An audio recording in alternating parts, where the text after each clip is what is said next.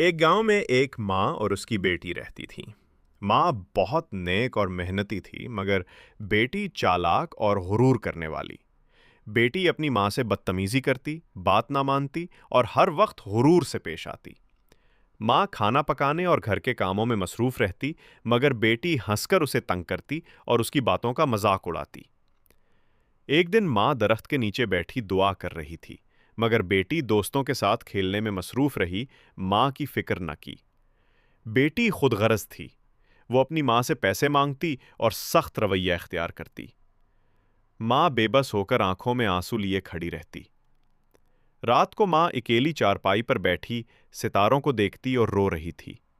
بیٹی آرام سے سو رہی تھی، ماں کی فکر کیے بغیر۔ وقت بدلا۔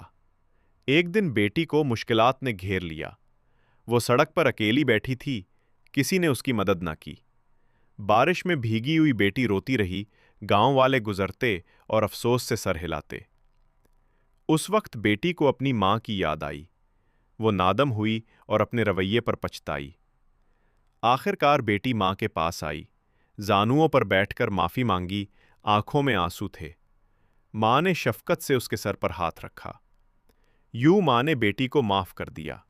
دونوں ایک ساتھ درخت کے نیچے بیٹھیں، خوش اور مطمئن۔ یہ تھا اس کہانی کا سبق۔ ماں کی عزت کرو، کیونکہ دنیا میں ماں جیسا کوئی نہیں۔